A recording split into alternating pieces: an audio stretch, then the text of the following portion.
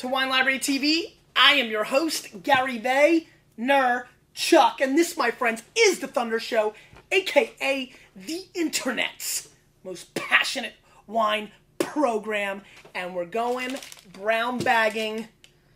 I heard a really, you know how they say, like, you gotta, wear a bag if you, like, hook up with an ugly guy or ugly girl? I heard a new term, a double bagger. You have to wear a brown bag, too, in case their bag falls off. I mean, just brilliant. Anyway, this is a double bagger, but in wine terms, head-to-head, ask the K-Murph, the real secret of Wine Library TV, she's tougher on these double-blind tastings they're blind, because double-blind, I would not know anything. I know these are Chardonnays. She's tough on these Chardonnays. She had me a little bit on the last episode, so I don't know what she's going to do, but Chardonnay, head-to-head, really excited about it. These brown bag shows are fun because they're usually a little bit tighter, so this won't be the longest episode of WLTV ever, which I think is kind of cool. And they're fun to compare and, just a lot of fun. And right off the bat, come on, I don't know if you can get it here. Let's go a little... We don't want to move enough lately.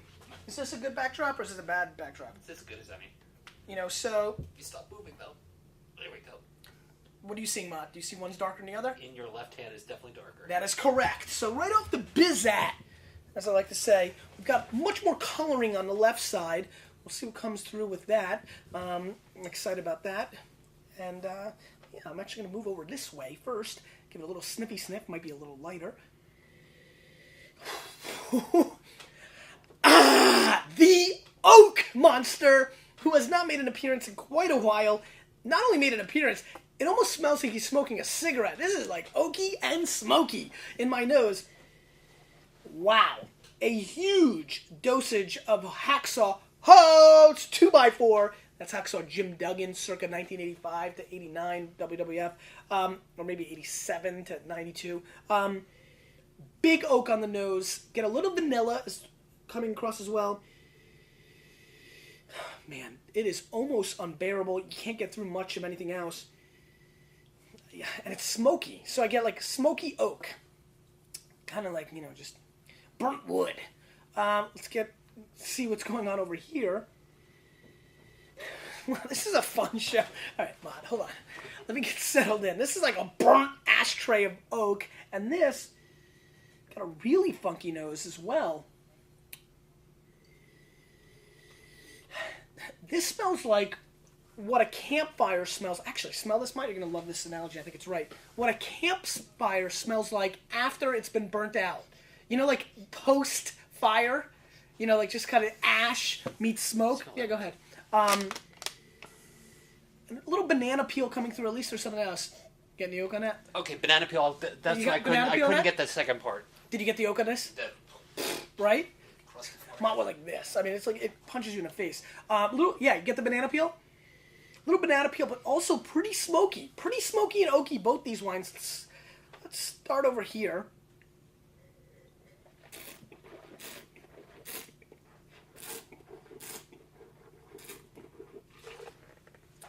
Very New World. California, New Zealand, Australia. Very oaky. Little buttered apple and oak. Kind of like a piece of stick, apple, stick some butter in it, piece of stick, like a 2x4, like a, put in the microwave, beep, take it out. That's what this tastes like. Very oaky, apple, bobbing for apples, oak, butter.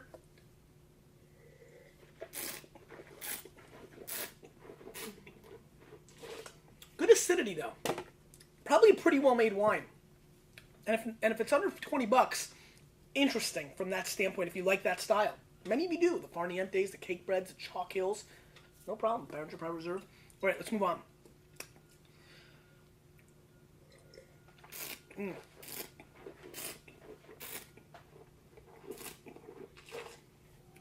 So the color held true.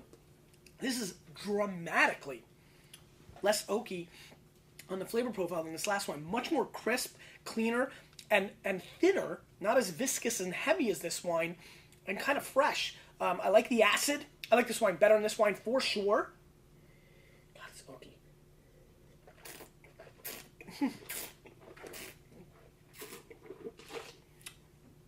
It's a little bit more...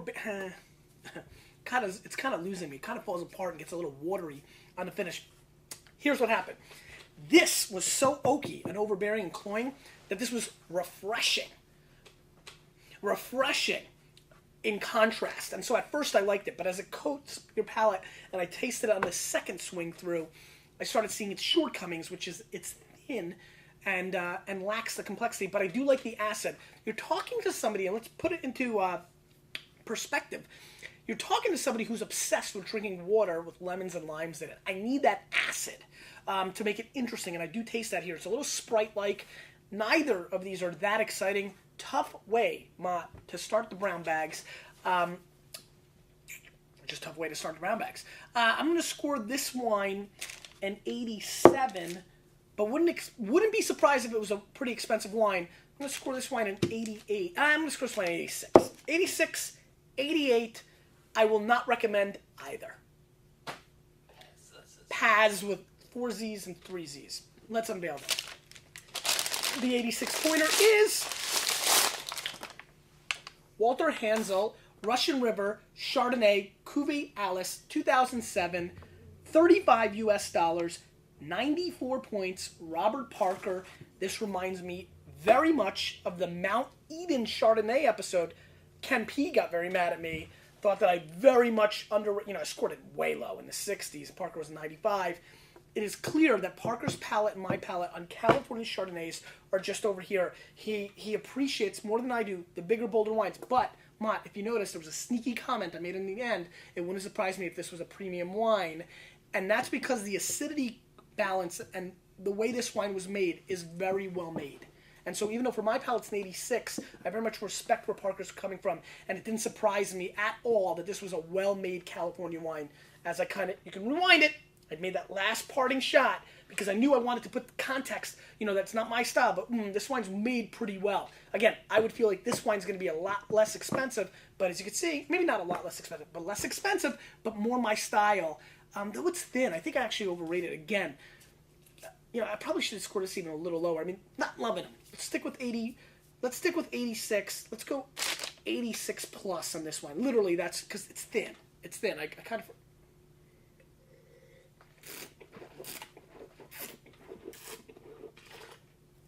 I like it less and less.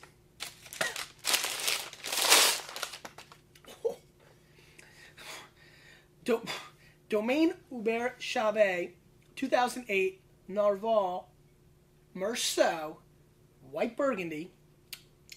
And you can tell by my descriptions that that's what's, old world, new world, makes sense. I taste the minerality. Very good Meursault producer. 45 U.S. bones, no score. And that's kind of where it's at. So once again, at least, for me and all of you who've been watching me for a while, my palate stays true. I prefer the cleaner, less overbearing Chardonnay, which is why I like this style. But I didn't like either, and they're, $80 combined, Mott. So price, not always an impact on quality. And this one started to, tail on me, ended up being more expensive. Both premium wines, and it is what it is. You can tell the mood, Mott, has gotten somber because I just hate seeing overpriced wines. And, I felt that that's what happened today on the Chardonnay show. Just didn't love them, wouldn't go out on a limb on them, and that's how it is. Question of the day. It's summer now. Summer, Mott. People watch TV in the summertime, ironically. You get new shows. What show are you most excited to watch this summer? You, with a little bit of me, we're changing the wine world.